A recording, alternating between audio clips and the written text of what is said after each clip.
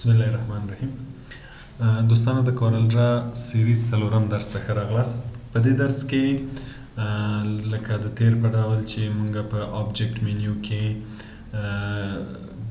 ګروپ 1 ګروپ ویلې او بل مو شیپ ټول ویلې چې چیرته غواړو چې په یو شکل کې ډیر زیات تغیرات راولو باید آبجیکټ مینیو نه کنورټ وکړو یا شارټکټ کنټرول کی دا کنټرول کی کو بیا هغه وروسته شیپ ټول واخلو بس ځای کې نوټ اضافه کو نوټ کم کو ترڅو سره هم شکل چې غواړو هغه یو شکل جوړ کړای شو. بیا هم کله چې یو بزنس کارت جوړاوه نو که چېرته زه لاړ شم کورل ډرا پریکټیکل ته لکه څنګه چې ما دا بزنس کارت په مثال په طور درته ښوولی وي چې که چېرته داسې یو شکل جوړوو نو مثلا دا زموږ بزنس کارت ده او که چېرته دا یو شکل پکې جوړوو یو شکل بل ته جوړوو بیا به یې کنټرول کیو کوو او شیپ ټول به اخلو مثلا دا نوټ به یې ډیلیټوو دا یو نوټ به یې ډیلیټوو تر څو دغسې یو شکل اختیار کړي. اوس راځو بلې موضوع ته چې که چېرته زموږ شکل غټېږي مثلا زه یو شکل جوړوم امکان لري چې دا له دې نه وتلی وي یا له دې نه خوا یا دې خوا وتلی وي نو زه څنګه وشم کولی چې دا شکل په دې کې ډېر ښه فټ راوستلی شم. مثلا زه یو نوې صفحه اخلم چې 2.5 په 2.3.2 او 2.4 میټر هایټ ده. مثلا زه یو بزنس کارت اخلم یو شکل جوړوم چې د دې صفحې په اندازه اوسېږي صفحه چې د 3.2 ده او 4.2.4 ده نو دا به په هماغه اندازه کم 3.2 او 2.4 تر څو دا هم د دې صفحې په اندازه شي او بیا به په الاینمنټ کې سنټر ټو پیج ورته وایم تر څو د صفحې په منځ کې راشي. اوس زه غواړم چې نور شکلونه جوړ کړم مثلا دا یو شکل دلته جوړوم نو زه کولی شم چې ډېر ښه ازاده یې جوړ کړم او وروسته په دې کې فټ کړم. د فټېدو لپاره مثلا دې ته یو رنګ ورکوم تر څو لږ واضح ښکاره شي. دې لپاره چې دا شکل په دې کې فټ شي نو شکل به سلیکټ کړو په آبجیکټ مینیو کې به پاور کلیپ استفاده وکړو. پاور کلیپ انساید فریم چې دا شکل باید په دې کې پاور کلیپ شي چې کله پاور کلیپ ورته وایي دا شکل د دې په منځ کې راځي. بیا د دې لپاره چې دا شکل تغیرات پکې راولو مثلا پلیسمنټ یا ځای چینج کوو یا شکل کې تغیرات راولو نو بیا به په دې رایټ کلیک ایډیټ پاور کلیپ کلیک کوو او بیا به آبجیکټ مینیو کې ایډیټ پاور کلیپ کلیک کوو نو موږ به د شکل منځ ته راځو. اوس په دې حالت کې زه په دې شکل کار نشم درلودلی په دې کې تغیرات نشم راوستلی صرف دغه شکلو کې به تغیرات راولم. مثلا شیپ ټول اخلم کنټرول کیو یې کوم چې د خپل خاصیت له لاسه ورکړي داسې یو شکل ترې جوړوم.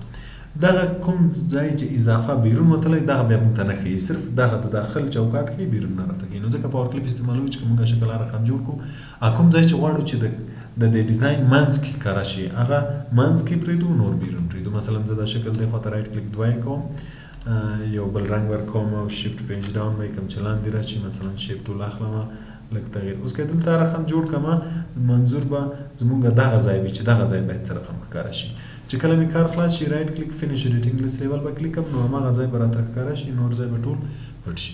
مثلا که بیا تغیرات راولم چې دلته یو شکل جوړ کړم بیا رایټ کلیک بیا ایډیټ پاور کلیک مثلا دلته به زه دا شکل به راواخلم رایټ کلیک به وکړم چې 2 دانې به شي دې لپاره چې دې خواته یې راواړوم میرر یې کړم نو بیا هلته موږ میرر هوریزنټل او ورټیکل لرو تر څو دا شکل سره واړوم مثلا دا راواخیسته دلته مې کېښوو.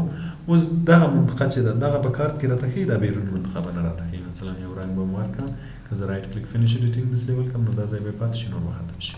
نو تغیرات له دې ځای نه ایډیټ هم کولی شو چې ایډیټ ته لاړ شو په رایټ کلیک باندې هم کولی شو هر آپشن چې اسانه وي هماغه نه به استفاده کوو. مثلا بیا رایټ کلیک فینیش ایډیټینګ یا بل هغه ځای نه فینیش ایډیټینګ کلیک کوو نو دې شي ته پاور کلیپ وایي. پاور کلیپ ډېر زیات استعمالیږي کله چې موږ ډیزاینونه جوړوو مثلا که زه یو کور پیج ډیزاین جوړوم د یو کتاب کور جوړوم مثلا که صفحه زموږ A4 ده یا لیټر ده بعضې اگزامپلز دلته موږ لرو مثلا په دې ځای کې بک کور کې مثلا زه دا یو ډیزاین جوړوم نو که زه دا ډیزاین جوړوم څنګه به یې جوړوم نو که دې ډیزاین ته متوجه شو زیاتره پکې پاور کلیپ او شیپ ټول استعمال شوی ده. مثلا زه به یو شکل واخلم چې د دې صفحې په اندازه وي زموږ صفحه تقریبا 210 او 290 ده دا به کاپي کړم د دې ویډ کې به یې پیسټ کړم بیا به صفحه کلیک کړم او دا به کاپي کړم دې ته به یې پیسټ کړم تر څو دا شکل د صفحې په اندازه شي او په آبجیکټ مینیو کې پاور الاینمنټ کې به یې سنټر ټو پیج کړم تر څو دی منځ ته راشي. اوس به دا شکلونه او دا شکلونه او دا شکلونه پکې ډیزاین کړم. مثلا که دا شکل جوړوم یو شکل به فعلا دلته جوړ کړم کنټرول کیو چې خپل خاصیت له لاسه ورکړي شیپ ټول به واخلم یو نوټ به یې ډیلیټ کړم مثلا دا نوټ به یې ډیلیټ کړم دا به لږ داسې کړم او دا به کرف کړم چې دا لاین داسې لږ ګول راشي چون دا لاین لګول ده. بعضې وخت که داسې جمپ یې کوو دې ته سنپ وایي، نو سنپینګ موږ کولی شو چې په دې ځای کې سنپ ټو آبجیکټ ایسته کړو چې ټیک مارک ده، نو داسې لږ جمپ وایي. که دا ایسته کړو نو بیا به سنپینګ ختم شي، بیا به ډېر ښه په اسانۍ سره کولی شو. مثلا دا لاین یم لږ ګول کوم تر څو داسې یو شکل اختیار کړي لکه دا. اوس به دا دې منځ کې راولم، مثلا رنګ ورته دا رنګ ورکوم، فرض مثال دا رنګ د فعلا مې ورک آوټ لاین مې ریموو کړم. دا دې منځ کې راوستو لپاره به بیا پاور کلیک پلیس ورته وایم چې دا د دې څخه منځ کې راشي.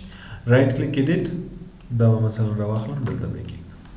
د دې لپاره چې دا غټ شکل جوړ کړم یا دې نه یا بل نوي شکل نه، مثلا دا به واخلم رایټ کلیک 2 به یې کړم، د دې ځای نه به یې میرر کړم، دا به ورسره دلته کېږدم، لږ به یې غټ کړم تر څو دا غټ شکل راشي. که یې لږ روټیټ هم کوو یا په شیپ ټول باندې تغیرات پکې راولو، مثلا دا دلته کېږدم، لږ به یې هینډلز موو کړم تر څو دې شکل ته ورته شکل جوړ شي. دوستانو په ډیزاین کې چې څومره موږ زیات کار وکړو هومره به زموږ ډیزاین کې ښایسته راسي.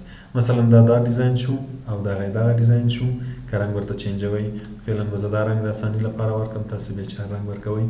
لاندینی شکل چې جوړو بیا هم داسې کار کولی شو. مثلا زه یو شکل جوړوم د دې په اندازه باندې کنټرول کیو چې خپل خاصیت له لاسه ورکړي، دا یو نوډ یې ریموو کوم، دا شکل مثلا دلته ږدم او دا به کنورټ کرف کړم چې دا لاین لږ ګول شي، دا به لږ داسې ګول کړم او دا بل شکل به هم کلیک کړم، لږ به یې ګول کړم. هینډلز باندې به لږ کار وکړو چې لږ صحیح ګول شي او لږ به یې نږدې کړو. دا دوه نوټ به لږ چک کړو، دې ته به هم یو رنګ ورکړم، مثلا فعلا دا سور رنګ ورکړم او لاین به یې ختم کړم. نو اوس که دې شکلو ته متوجه شو، دلته موږ نه دا ځای هم بیرون وتلی، دا ځای هم بیرون وتلی، خو چون پاور کلیپ ته چې کله زه رایټ کلیک فینش ایډیټینګ داسې لیول کلیک کړم هغه منطقي ټول نه ښکاري، صرف دا منطقي ښکاري. دلته که کوم عکس اچوم عکس به دې ځای کې ځای په ځای کړم، نور به زموږ ډیزاین جوړ شي. نو که چېرته موږ کوم کتاب ډیزاین جوړو یا بزنس کارت ډیزاین جوړو، د هغه لپاره موږ تاسې به ډېر زیات استفاده له پاور کلیپ، شیپ ټول او بعضې نور ټول چې په روانو درسو کې وایو له دونه ډېر زیات استفاده کوو. په دې درس کې همدومره وو، په نوي درس کې به نور هم عملي کار باندې کار کوو. زموږ چینل در سره سبسکرایب کړئ. تر بل درسه پورې ښه وخت ولرئ.